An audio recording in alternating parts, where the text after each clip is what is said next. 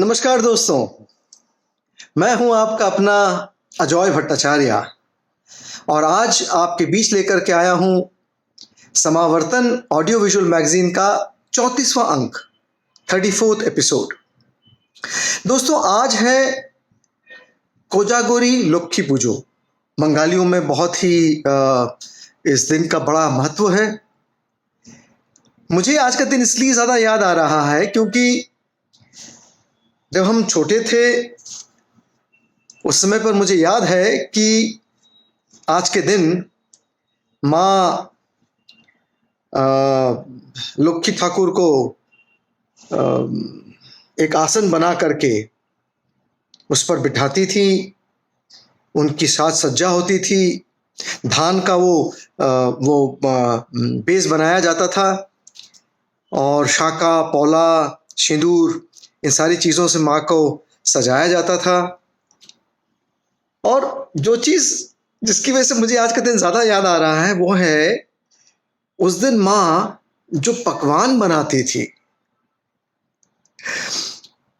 मुझे याद है उस दिन खिचड़ी बनता था, उसमें कोकोनट फ्राई करके दिया जाता था, तल करके कोकोनट दिया जाता था। उसको पोड़ा खिचड़ी जहाँ तक मुझे याद है कहते थे। और साथ में 5 तरह के वेजिटेबल्स, आलू भाजा, पोरे भाजा, परवल को फ्राई किया जाता था। और इन सारी चीज़ों के साथ साथ माँ नारियल के लड्डू बनाती थी। उफ, आज भी सोच रहा हूँ बैठ करके तो मुंह में पानी आ रहा है। तो दोस्तों, आज का दिन बड़ा महत्वपूर्ण है और मुझे खुशी है कि आपके बीच आज फिर मुझे आने का मौका मिला। एक चीज़ और उस दिन होती थी जो मैं आपके साथ शेयर करना चाहूँगा। माँ शाम को नारियल जब फोड़ा जाता है तो उसमें से पानी निकलता है, तो माँ उस पानी को एक कटोरी में लेकर के हम सबको, दादू को, बाबा, मैं, भाई बहन, हम सबको लेकर के माँ बाहर जाती थी। हमारे घर में जो जगह है, सामने बगीचा है, उसमें जाती थी और हम सबसे कहा जाता था कि ये चाँद की तरफ देखो और ये जो नारियल पानी है इस अपना चेहरा आप थोड़ा धो लीजिए, लगा लीजिए, इससे आप और भी खूबसूरत हो जाएंगे। वैसे आज सुबह जब मैं शेव कर रहा था तब अपने आप को देखा मैंने, ठीक ठाक ही हूँ, बहुत हैंडसम नहीं शायद, लेकिन ठीक हूँ। तो ये सारी चीज़ें बचपन के साथ ऐसी जुड़ी हुई होती है दोस्तों जो आप भूल नहीं सकते। और ये समावर्तन ऑडियो विजुअल मैगजीन के माध्यम से मुझे ये मौका मिलता है कि मैं आपके साथ ये सारी बातें शेयर कर सकूं। चलिए दोस्तों, आज का जो हमारा 34वां अंक है उसमें हम आपको राजेंद्र कविता श्रृंखला, सूर्य बालाजी की कहानी और निरंजन श्रोत्री भाई अपने युवा कवियों को लेकर के आएंगे।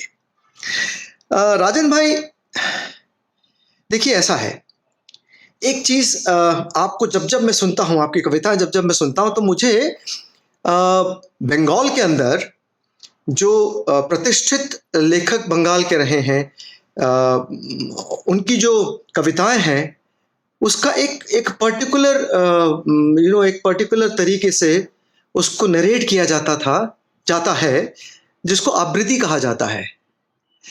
आपको ज़रूर कभी सुनने का मौका मिला होगा। और जब मैं आपका नरेशन सुनता हूँ कविता का तो पूछने की इच्छा होती है कि राजन भाई, आवृत्ति जैसी कोई इस तरह की कोई एक एक तरीका, कोई एक मीन्स क्या है हिंदी कविताओं को जब कहा जाता है, बोला जाता है, पढ़ा जाता है, तो आवृत्ति जैसी कोई बात बनती है क्या? अगर नहीं बनती है दोस्तों तो मेरा ये कहना है, मैं तो आपका फैन हूँ राजन भाई, एक दिल की बात कह रहा हूँ, क्यों ना इसे राजेंद्र शैली नाम दिया जाए। हिंदी में जो कविता का जो आप नरेशन करते हैं, आप जब वाचन करते हैं, इतना खूबसूरत होता है राजेंद्र भाई, कमाल का करते हैं आप, गजब करते हैं। आज क्या सुना रहे हैं आप हमें? हम आपका इंतजार कर रहे हैं राजेंद्र भाई। आइए और हमें अपनी अपनी अनोखी शैली में कविता सुनाइए, राजेंद्र गुप्त जी। केदारनाथ सिंह की एक कविता। ओ मेरी भाषा, मैं लौटता हूं तुम में, जैसे लौटती हैं चींटियां बिलों में, लौटता है कठफोड़वा काठ में, वायुयान लौटते हैं एक के बाद एक, लाल आसमान में डैने पसारे हुए हवाई अड्डे की ओर। ओ मेरी भाषा, मैं लौटता हूं तुम में, जब चुप रहते रहते अकड़ जाती है मेरी जीभ, दुखने लगती है मेरी आत्मा। ओ मेरी भाषा, मैं लौटता हूं तुम में। मेरी बुआ, हमारी बुआ सूर्यबाला जी का तहे दिल से हार्दिक स्वागत कर रहा हूं। आप इतनी प्रतिष्ठित लेखिका हैं, इतना मान सम्मान आपको मिला है। आज आप स्वयं अपनी ज़बानी अपनी कहानी हमको सुनाने वाली हैं। सच कहूं तो हम अपने आप को आज गौरवान्वित महसूस कर रहे हैं। हमें बड़ा फक्र है कि आप हमारे बीच अपनी कहानी लेकर के आ रही हैं। स्वागत है आपका। आइए सूर्यबाला जी, आइए बुआ जी, और अपनी कहानी हम सबको सुनाइए। सूर्यबाला जी। ये कहानी कला की दृष्टि से कोई बहुत ऊंचे दर्जे की कहानी नहीं मानी जाएगी, लेकिन जीवन के कुछ संबंधों, कुछ संदर्भों की दृष्टि से मुझे लगता है कि बहुत कुछ बता जाएगी हम में से बहुतों को। विविध भारती में बहुत पहले इस कहानी का पाठ किया था, तो विविध भारती की डायरेक्टर ने मुझसे यही कहा था कि बहुत दूर दूर से पत्र आए हैं सूर्यबाला जी, सिर्फ स्त्रियों के नहीं बल्कि नवयुवकों के भी। तो वही एक छोटी सी कहानी पढ़ रही हूं, चिड़िया जैसी माँ। जोर से कहती हूँ, चिड़िया जैसी माँ। मेरी अपनी बहुत अच्छी माँ। पता नहीं अब के पहले किसी बेटे ने अपनी माँ को इस तरह का पत्र लिखा या नहीं, लिखेगा भी या नहीं, पर कभी न कभी हर बड़ा हुआ, उद्विग्न और कई तूफानी लहरों के बीच फंसा हुआ बेटा अपनी माँ को एक ऐसा खत लिखने के लिए छटपटाया जरूर होगा। इतना मैं पूरे विश्वास के साथ कह सकता हूँ। एक बात और भी समझ लो माँ, कि आमतौर पर लड़के लड़कियों को शर्मीली, संकोची, दब्बू कह के चाहे जितना भी जलाया करें, लेकिन अपना दुख दर्द खुले आम कहने बांटने, अपने अंदर का सब कुछ जग जाहिर करने में जितने दब्बू, जितने संकोची लड़के होते हैं, लड़कियां नहीं।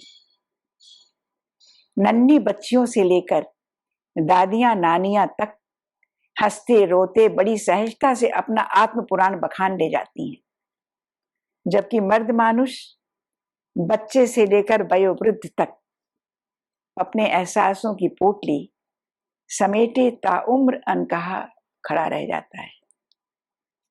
मैं स्वयं भी इस समय जो कुछ जितना महसूस कर रहा हूं, उसे सहमा सकुचाया अटक अटक कर ही तुम तक पहुंचा पा रहा हूं, क्योंकि कहा ना, तुम्हारे पास बैठकर गले में बाहें डालकर सब कुछ कह पाने की पात्रता नहीं है मुझ में मां। जानता हूं इस संकोच की बहुत बड़ी कीमत चुकानी पड़ी है मुझे, क्योंकि तुम सोचती हो कि तुम्हारे इस बेटे के पास तुमसे कहने सुनने के लिए कुछ है ही नहीं। कारण अब उसके पास एक अदद पत्नी जो है। यूं कहता सुनता तो ये बेटा पहले भी नहीं था तुमसे, पर तब वो अकेला था, अक्खड़, उदंड और खिलंदड़ा। बोले या ना बोले, कहे या ना कहे, था तो सिर्फ अपनी माँ का बेटा। लेकिन अब उसके पास एक अदद पत्नी है। अब वो मन का सब कुछ अपनी नवोढ़ा पत्नी से ही बांटता होगा, इसलिए मां से नहीं बांटता। ये अंदेशा, सच सच कहो मां, क्या तुम्हें अंदर अंदर विकल नहीं किए रहता? नहीं, जाहिर नहीं किया तुमने कभी कुछ भी। मुझसे बहुत छुपा कर रखी है अपनी ये बेचैनी, ये बेकली। शायद अपने आप में भी स्वीकारोगी भी नहीं कि कहीं बेटे की मधुलिका वधू से अति अंतरंगता तुम्हें एक खालीपन के एहसास से, कुछ हाथ से सरक जाने के अंदेशे से एक विचित्र किस्म की विकलता सौंप गई है। मुझे मालूम है, इस एहसास मात्र से तुम खुद अपनी दृष्टि में लज्जित और शर्मिंदा महसूस करोगी, कभी पूरे होशो हवास में स्वीकारोगी भी नहीं। लेकिन मेरा मन कर रहा है एकदम तुम्हारे सामने, तुम्हारी खाट पर बैठकर तुम्हें समझा कर कहूं कि अगर तुम इस तरह की असहजता या बेचैनी महसूस कर रही हो तो इसमें कोई लज्जित होने जैसी बात नहीं है, एकदम स्वाभाविक प्रतिक्रिया है मां। तुम्हारे जीवन में आए जबरदस्त उलटफेर की। उलटफेर? बेटी की शादी एक मां के लिए उलटफेर होगी? अरे एक मां का सबसे मोहक लाड भरा सपना होता है रे। लेकिन अनादिकाल से इस मोहक सपने के साथ जुड़ी विडंबना जाने कितनी माओं ने चुपचाप सही होगी, तथा किसी और के सामने स्वीकारने की लज्जा और पीड़ा से बची रहने की यथासंभव कोशिश की होगी। पीड़ा क्यों नहीं होगी मां? धुर बचपन से पूरे 26 सालों तक जिस बेटे पर तुम्हारा एकाधिपत्य रहा, जो एकमात्र तुम्हारी मिल्कियत रहा, वो एकदम सिर्फ 2-4 दिनों के हेर फेर में तुमसे छिटक कर कहीं और जा पड़ा। तुम्हारे देखते देखते किसी और का अंतरंग हो गया, और ये जगह भी किसी और ने नहीं बल्कि एक लड़की यानी एक अन्य स्त्री ले ही ली क्या? तुम्हारे समूचे भावनात्मक हक पर चुटकी बजाते आसन जमा के बैठ गई। तो लुटी पिटी तो तुम महसूस करोगी ही मां। नहीं मां, मेरी समझ से जरा भी अस्वाभाविक नहीं है। जानता हूं मेरे द्वारा प्रयोग में लाए इस लुटे पिटे शब्द पर तुम्हें आपत्ति होगी। कहोगी क्या मैं मधुलिका के आने से लुटी पिटी महसूस करूंगी? तुझे क्या पता कैसा क्षोभ उमड़ता है बेटे बहू को साथ साथ देखकर। जब मेरी उम्र का होगा तब पता चलेगा। मां की ममता में डूबते उतराते मार्मिक लोक गीतों का एक अक्षय भंडार है। जानता हूं मां, मैंने इस सच से कब इनकार किया। ये एक पूरा सच है, सिर्फ एक पूरा सच नहीं, तुम तड़प कर छटपटा कर कहोगी ऐसे असंख्य अनंत सच हैं। तुझे मालूम है पूरे 30 सालों से अनारदाने जैसी माणिकों से सजा लड़ा सहेज कर रखा था, पुत्र वधू का घूंघट उठा के उसके गले में पहनाने की साथ से। लेकिन जैसे ही पता चला कि मधुलिका बहू को जयपुरी कंगनों का शौक है, वो एकमात्र सतलड़ा तोड़ाकर उसके लिए मैंने कंगन गढ़वा दिए, सिर्फ इसलिए क्योंकि मुझे मधुलिका वधू की आंखों में छलकती उस खुशी की विकल प्रतीक्षा थी जो उसके अनचाहे कंगनों के सरप्राइज में पाने पर होती है। मधुलिका की हंसी, मधुलिका की खुशी, मधुलिका की सुख सुविधा मेरे जीवन की एकमात्र आकांक्षा बन गई थी। इस रंग की साड़ी, ऐसा घाघरा, कांचली पर जरी का काम, ओढ़नी पर तिल्ले का, वधू को ऐसे सजाऊंगी, ऐसे संवारूंगी, ऐसे पहनाऊं, ऐसे उड़ाऊं, हाँ हाँ हाँ माँ, यह एक पूरा सत्य है, लेकिन इसके साथ एक सच यह भी कि अपने इस हद से गुजरते जुनून में तुम कहीं बिल्कुल भूल गईं कि मधुलिका तुम्हारी बहू के सिवा कुछ और भी है। एक पत्नी, एक लड़की, एक परिपक्व व्यक्ति और एक माँ की बेटी भी। उसकी अपनी रुचि, अपने शौक, अपनी इच्छा, अपनी स्वाधीनता। मैं कहाँ बाधक थी इस सब में? मैंने तो उसे बेटी से बढ़कर चाहना की थी, उसकी सास की नहीं। माँ का लाल लुटाना चाहती थी मैं उस पर। बस यही तो तुम्हारी सबसे बड़ी भूल थी माँ। एक माँ होकर भी तुम इतना नहीं समझ पाई कि माँ हमेशा एक ही होती है। माएं कहीं नहीं हुआ करती। तुम चाहे जितना लाड लुटा डालो, 20-22 वर्षों तक जन्मदायिनी माँ के साथ रही बेटी हफ्तों महीनों के अंदर किसी अन्य स्त्री को अपनी माँ कैसे मान बैठेगी? सुनो और समझो माँ, तुम किसी बहू के लिए दुनिया की सबसे अच्छी सास भले हो सकती हो, माँ से बढ़कर हो सकती हो, लेकिन माँ नहीं। इस बात को उलट कर कहूं तो बहू को भी तुम बेटी से बढ़कर भले मान लो, लेकिन बेटी नहीं हो सकती वो तुम्हारी। निरंजन भाई कैसे हैं? मैं जल्द ही उज्जैन आने वाला हूँ, आपको पहले से बता दूंगा। और अगर मुलाकात हो सके निरंजन भाई तो मज़ा आ जाएगा। बहुत टाइम हो गया आपसे मुलाकात किए। आज के हमारे इस 34th एपिसोड में आप किन युवा कवियों को लेकर के आ रहे हैं? The floor is your sir. आइए अपने युवा कवियों को लेकर के और हमें कुछ अच्छी कविताएं सुनाइए। निरंजन श्रोत्रिय जी। नमस्कार मित्रों, आज प्रस्तुत है युवा कवि आनंद गुप्ता की कविताएं। आनंद गुप्ता की कविताओं को समावर्तन में हमने रेखांकित कॉलम में, जो युवा कविता का चर्चित स्तंभ है, उसके अप्रैल 2017 के अंक में प्रकाशित किया था। आनंद कविता में बहुत सक्रिय हैं, कविता के विमर्शों में बहुत सक्रिय हैं। पत्र पत्रिकाओं में लगातार उनकी कविताएं, उनके विमर्श कविता संबंधी प्रकाशित होते रहते हैं। और कविता केंद्रित एक पत्रिका है अनियतकालिक सृजन प्रवाह, उसके संपादन से भी वे जुड़े हुए हैं। उनको अपने इस योगदान के लिए शिखर सम्मान, जो कविता नवलेखन में दिया जाता है, उससे भी नवाजा गया है। कोलकाता में रहते हैं और प्रतिष्ठित संस्था कोलकाता की नीलांबर से वे जुड़े हुए हैं। आनंद की कविताओं को यदि आप देखेंगे तो पाएंगे कि उनमें, उनकी कविताओं में उम्मीद जो है वो जगह जगह छितरी पड़ी है। जितनी अपेक्षाएं वे अपनी कविताओं से करते हैं, उतनी ही अपने समय से भी करते हैं, अपने आसपास के परिवेश से भी करते हैं। उनके पास एक स्पष्ट दृष्टिकोण है कविता को लेकर, समय समाज को लेकर। उनकी कविताओं में स्फीति नहीं है, बल्कि विचार है, ठोस विचार हैं। भटकन नहीं है, किसी प्रकार का विचलन नहीं है, बल्कि स्पष्ट सोच और दृष्टिकोण है। तो आइए दोस्तों, सुनते हैं आज युवा कवि आनंद गुप्ता की कविताएं।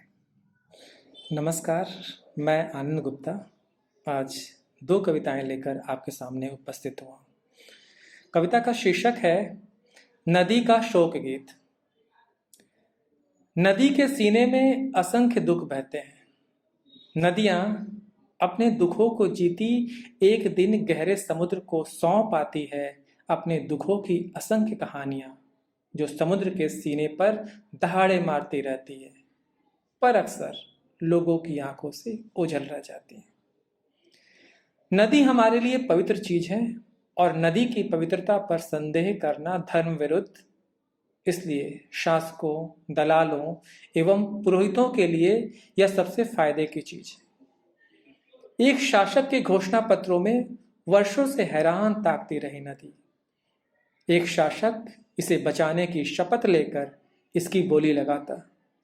एक शासक इसे डिब्बे में भर घर घर पहुंचाता एक शासक इसके सीने पर बांध बनाकर विकास का नायक कहलाता है। एक पुरोहित इसे लोटे में भरता, इसकी पवित्रता के मंत्र बुदबुदाता, दक्षिणा के पैसे अपनी पंडी की जेब में डालता है और नदी जेब के भीतर पहुंच जाती है। जी हाँ, जेब के भीतर। यह हमारे समय का भयावह सच है कि नदियां जमीन से ज्यादा आजकल जेबों, नक्शों एवं फाइलों में बहती लगातार दम तोड़ रही है। एक कवि इसकी दशा पर जार जार रोता है, गाता है नदी के शोक गीत। कुछ लोग अब भी हैरान परेशान हैं, जिनकी आंखों में डरावने सपने की तरह आती है नदी। एक महात्मा इसे बचाने के लिए अपने प्राण देता है। कुछ लोग नदियों के लिए लड़ रहे हैं आर पार की लड़ाई। और देखिए ना, आपके लिए सुविधा की एक नाव है। 5 रुपए का टिकट लेकर नदी के दुखों को बिना छुए आप हर रोज आराम से पार कर सकते हैं नदी। अगली कविता का शीर्षक है हुगली के तट पर। पिछली रात की याद लेकर चांद अब भी टंगा है आकाश में। स्वर्णिम धूप में नहाया हुआ है हुगली नदी का जल, जहां झिलमिलाती है तुम्हारी कंचन छवि। दूर कहीं वीरेंद्र कृष्ण भद्र की आवाज में ध्वनित हो रहे हैं महालया के गीत। लाल पाड़ की साड़ी पहनी महिलाएं उलू ध्वनि और शंखनाद से कर रही हैं देवी की आराधना। एशो हे देवी। ढाकी ने ढाक बजाया और आनंद से भर उठी हैं चारों दिशाएं। रात भर झर झर कर जमीन पर बिछे शिवली फूल की मधुर गंध में घुल मिल गई है तुम्हारी देह गंध। अगरबत्ती की सुगंध से महक रहा है हुगली का यह घाट। पितरों का तर्पण कर रहे हैं लोग, मैदानों में उत्सव मना रहे हैं। कास के लहलहाते फूल जैसे निरुद्देश भागे जा रहे हो सफेद घोड़े। किनारे का बालू तुम्हारी पीठ है, किनारे का बालू तुम्हारी पीठ है, जहां मैं रचता हूं प्रेम का महाकाव्य। हुगली के छोटे टापू तुम्हारा वक्ष, जहां मेरे सपने पलते हैं। नदी पर तैरता है आकाश, जिस पर मैं इंद्रधनुष रचता हूं। अभी अभी कोई नौका चला आया है धीरे से, अभी अभी कोई नौका चला आया है धीरे से। मांझी ने गाया है कोई करुण गीत, कोई टीस मन की उभर आई है अचानक। शुक्रिया। आज का ये 34वां एपिसोड पूरा करूं उसके पहले जनाब, दोस्तों, मित्रों, आपने समावर्तन ऑडियो विजुअल मैगजीन को सब्सक्राइब किया कि नहीं? अगर ना किया हो तो प्लीज तुरंत करिए।